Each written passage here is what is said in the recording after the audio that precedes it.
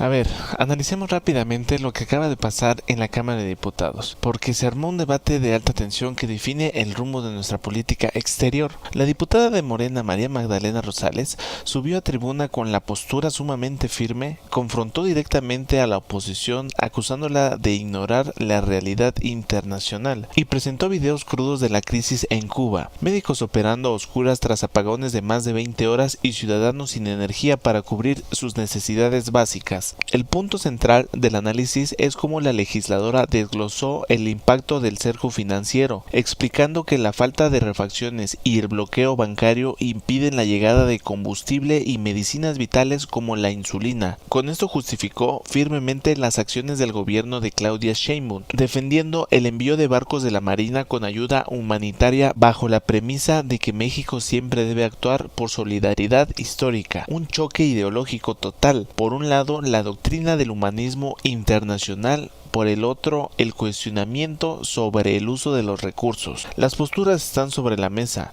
Ustedes mismos evalúen los argumentos y dejen su opinión abajo en los comentarios. Con la venia presidenta, hoy en esta sesión quiero traer esta palabra importante para México y el mundo, que es soberanía.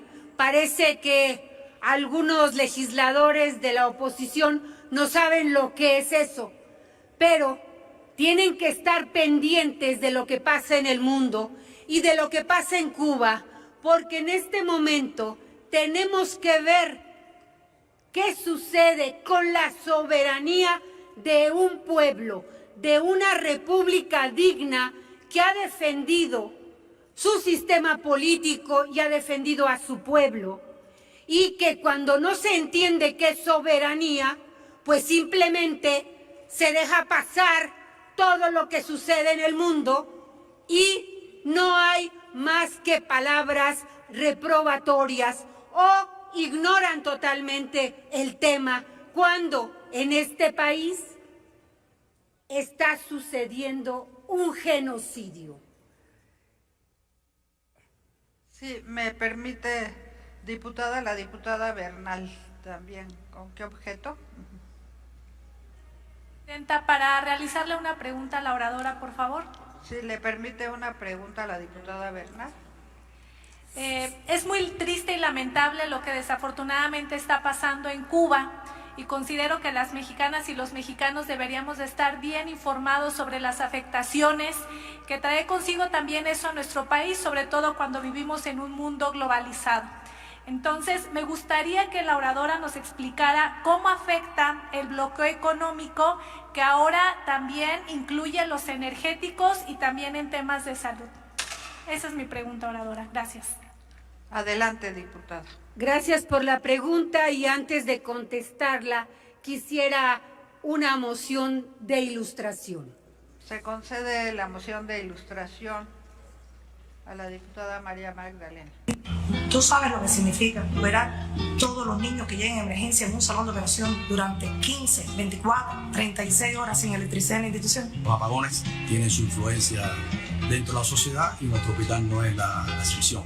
El bloqueo existe, claro que existe el bloqueo y nos está dañando mucho. El bloqueo nos impide muchas cosas, pero bueno, siempre somos muy creativos y buscamos alternativas para que el niño al final salga con su tratamiento. Venimos para entregar el amor a esas criaturas, porque ellos no tienen culpa de todo lo que está pasando u ocurriendo en el mundo.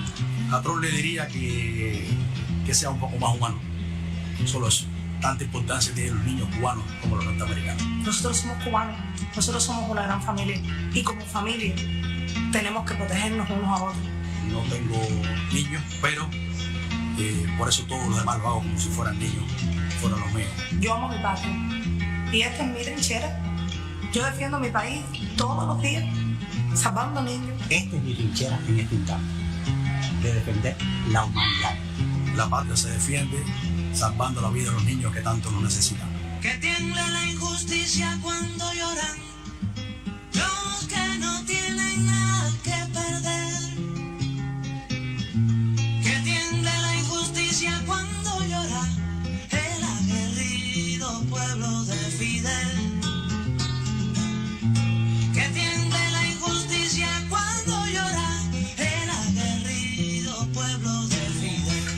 a mirar la frente a los problemas, ni te puedes dar por vencido delante de los problemas. Si no, entonces no eres cubano.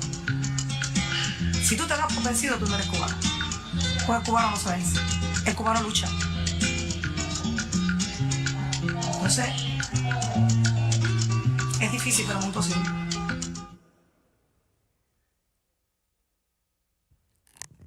Espero que esta ilustración pueda mostrar un poco lo que sucede con el pueblo cubano, con los niños que están en los hospitales y que si se va la energía eléctrica y están en urgencias y requieren respiración mecánica, no hay posibilidad de hacer esta terapia. Que estos pequeños que tienen una afección cardíaca y que tienen que ser operados, no puede ser porque el quirófano no tiene electricidad. Imagínense ustedes que Cuba fue un ejemplo de muerte perinatal porque era la más baja de toda América Latina y de muchos países desarrollados. Y hoy sufre y estos niños perecen en un hospital por este bloqueo. El humanismo mexicano nuevamente se recobra con la posición de nuestra presidenta Claudia Sheinbaum Pardo, en donde ha mandado ayuda de diferente tipo, pero se necesita la energía eléctrica. Y nuevamente, con leyes extraterritoriales y con una posición injerencista en la economía de Cuba, muchos sucesos ocurren y esto nos duele a los mexicanos, a las mexicanas, y creo que la respuesta ha sido impresionante de todo lo que ha apoyado en el pueblo mexicano en estos barcos que se han enviado a través de la Marina Mexicana. Y hay gente todavía que dice, ¿pero por qué los ayudan? Pues porque aquí hay humanismo, porque en nuestro corazón y en nuestra historia de la política exterior siempre se ha defendido por humanismo a los pueblos del mundo en invasiones, en guerras injustas, y tenemos a la República Española agradecida de todos los niños que se han enviado a nuestro país en ese periodo. Y hoy Cuba requiere de nosotras y de nosotros, y de los legisladores y las legisladoras que estén conscientes